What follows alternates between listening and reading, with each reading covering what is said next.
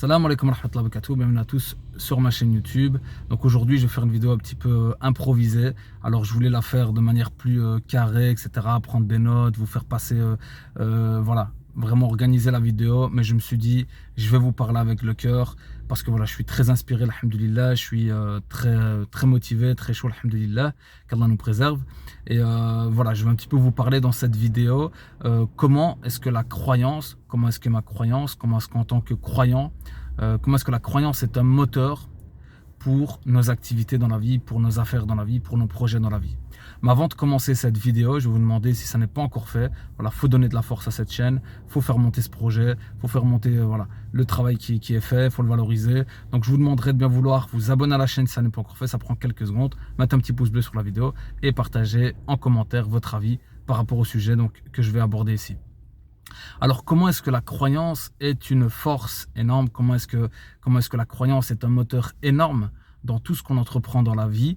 Donc, pour les personnes qui me connaissent un peu, ben voilà, alhamdulillah, moi, je suis quelqu'un qui est très passionné par l'entrepreneuriat, par le développement de projets, par le fait de bouger, d'essayer de changer un petit peu les choses, de développer des choses, voilà, d'avancer, d'aller vers l'avant. Donc, c'est vraiment ça ma vocation première. Et aujourd'hui, j'ai envie de faire la liaison, comment est-ce que la croyance, justement, est un moteur dans ces activités et dans les différents projets qu'on pourrait entreprendre. Alors que ça soit des projets d'entreprise, le fait de vouloir développer un business, de s'enrichir à travers un business, que ça soit des projets associatifs, plutôt des projets sociaux, donc le fait de venir en aide aux autres, etc. Parce que je sais que souvent, voilà, les personnes les personnes pieuses ou les personnes sages, etc. ont envie de développer des projets pour venir en aide aux autres, c'est très bien.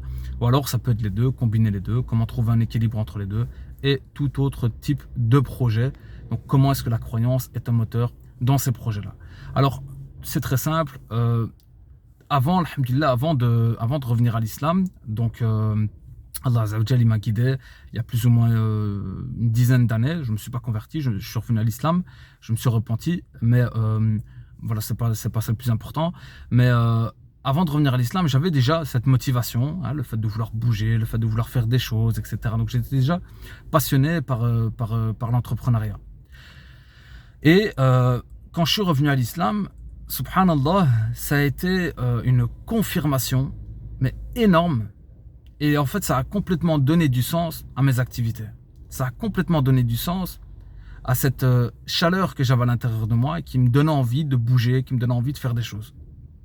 Pourquoi? Parce qu'en fait, la conception que j'ai adoptée par rapport à cette vie, par rapport à ma présence sur cette terre, à travers justement la religion, à travers l'islam, était complètement en cohérence et en concordance avec cette envie que j'avais déjà depuis longtemps de faire des choses, de bouger, de développer des choses. D'accord? Pourquoi? On va revenir tout simplement à des versets, à des paroles du prophète Mohammed sallallahu alayhi wa sallam, que la paix et la bénédiction d'Allah soient sur lui. On va revenir à des paroles que les musulmans connaissent assez bien, parce que c'est des propos qui reviennent assez souvent, mais je vais les utiliser pour justement argumenter ce que je dis ici. Alors, tout d'abord, l'être humain se pose la question, qu'est-ce que je fais sur cette terre? Allah il nous donne une réponse à travers le verset suivant. وَمَا خَلَقْتُ الْجِنَّ وَالْإِنسَ إِلَّا لِيَعْبُدُونَ. Dans le sens du verset, et je n'ai créé les djinns et les hommes que pour qu'ils m'adorent. Donc Allah nous donne déjà ici un élément de réponse importante, que pour qu'ils m'adorent. Il y a aussi donc, que pour qu'ils me connaissent, donc, entre autres, que pour qu'ils me connaissent également, et donc pour que, voilà, que dans leur vie, donc ils se consacrent à l'adoration. Mais qu'est-ce que l'adoration? Donc je ne veux pas développer ça ici, mais on va y arriver. Donc il y a déjà ici, dans cette injonction, si on dit bien ça comme ça, dans cette injonction, dans cette interpellation, il y a ici une interpellation donc dynamique. C'est-à-dire il y a une dynamique. On n'est pas dans quelque chose de passif. Allah ne nous dit pas dans le sens je n'ai créé les djinns et les hommes que pour qu'ils dorment, ou pour qu'ils se reposent, ou pour qu'ils soient sur terre, donc juste pour se reposer, juste pour se nourrir et pour se reproduire. Non, même si bien que se nourrir et se reproduire, c'est censé engendrer une dynamique. Mais ici, clairement, dans cette injonction, il y a une dynamique donc de bouger, pour qu'il m'adore, pour qu'il fasse quelque chose. D'accord? Un autre mot qui est bien connu chez les musulmans, c'est le mot dans le verset, donc, Iqra, qui est le premier mot que l'ange Gabriel, alayhi salam, a révélé au prophète Mohammed sallallahu alayhi wa sallam, lorsqu'il a reçu donc la prophétie. Iqra, qu'est-ce que ça veut dire? Ça veut donc dire lis, c'est un ordre. Donc c'est un ordre qu'Allah a donné au prophète Mohammed sallallahu alayhi wa sallam par l'intermédiaire de l'ange Jibril alayhi salam. À nouveau, lis, apprends, forme-toi, fais un effort. Parce que le prophète Mohammed sallallahu alayhi wa sallam, qu'est-ce qu'il a répondu à ce moment-là? Mais je ne sais pas lire. Et justement, on nous apprend dans cet événement que l'ange Jibril alayhi salam a insisté. Iqra, il a répété. Iqra, il a répété à plusieurs reprises. Pourquoi? Parce que ici on sent déjà une moralité qu'on peut déjà extraire ensemble, qui est, même si tu ne sais pas lire, lis. Fais l'effort.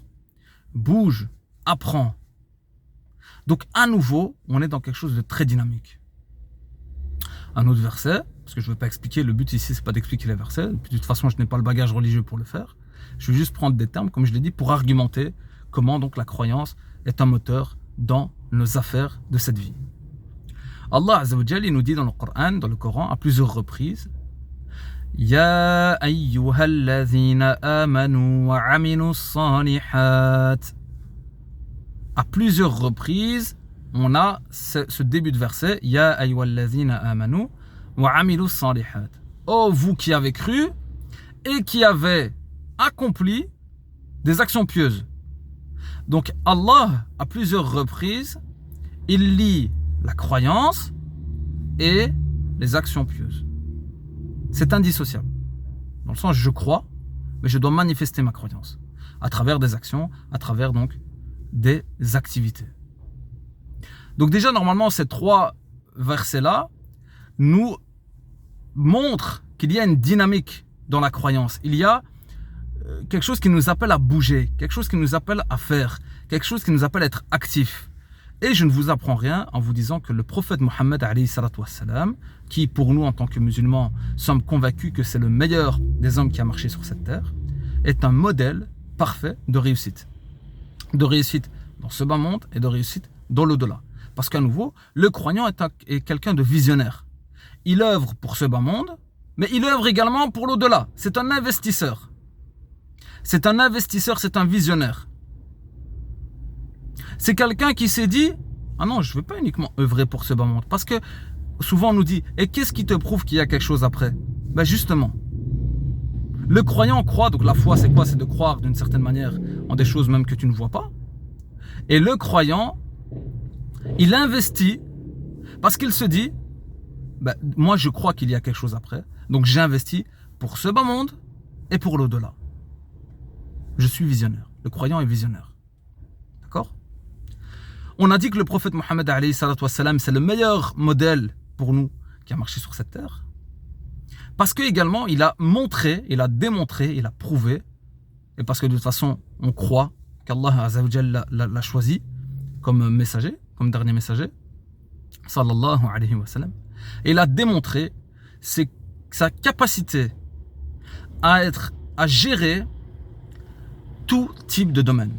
Ça a été le meilleur des gestionnaires au sein de sa famille, au sein de la société, au sein du commerce, au sein de toute affaire confondue. C'est le seul homme, le seul modèle qu'on a qui est parvenu à aussi bien gérer tout, on va dire, toutes les activités qui touchent l'être humain dans ce bas monde. Donc ça veut dire que le croyant, le musulman, a le meilleur des modèles auquel se référer pour être sûr de réussir fit dunya wal akhirah dans ce bas monde et dans l'au-delà. Raison de plus.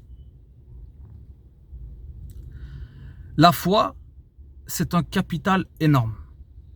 La foi, c'est un capital énorme. Je me rappelle d'un film que j'ai regardé auparavant qui faisait encore liaison, terrorisme, etc., etc. Bon, le film, bien entendu, je ne cautionne pas du tout, parce qu'ici, on présentait en fait un converti comme étant un terroriste qui a été arrêté par la CIA ou je ne sais pas quoi. Bref, voilà les histoires comme on les connaît. Mais il y a une phrase qui m'avait interpellé dans ce film. Parce que ce pseudo-terroriste, enfin, ce personnage-là, un moment, on essayait de le faire parler. C'était ça la moralité du film. Je ne m'en souviens plus du tout. Mais on essayait en fait de l'intimider, de le torturer, de ceci. Et il ne lâchait pas l'affaire. Il ne lâchait pas l'affaire. Il ne lâchait pas l'affaire. Et à un moment, ils lui ont dit, dans le sens, je ne me rappelle plus exactement des termes, mais ils lui ont dit, vous avez quelque chose de qu'on ne peut pas palper, mais qui est énorme, quoi, qui est extrêmement puissant. Et c'est quoi? C'est la foi. C'est la foi. C'est extrêmement puissant, c'est un capital énorme. Alhamdulillah, le fait de se réveiller avec la foi et le fait d'avoir un projet dans ce bas monde et un projet en même temps dans l'au-delà, c'est un énorme moteur pour développer une quelconque activité. Parce que je sais que tout ce que je vais faire aura un objectif terrestre, mais également un objectif éternel, un but ultime qui est de plaire et de satisfaire à Allah. Et j'ai le meilleur modèle pour pouvoir y parvenir, qui est le prophète Mohammed alayhi salatu wassalam. Le modèle du prophète Mohammed alayhi salatu wassalam. Donc voilà, c'était juste un petit peu une énergie que je voulais vous partager. J'ai encore beaucoup de choses à dire là-dessus, mais j'espère que ça vous sera utile et profitable. Je vous dis à très bientôt, qu'Allah subhanahu wa ta'ala vous préserve et vous facilite dans tous vos projets. Wassalamu alaikum wa rahmatullahi wa barakatuh.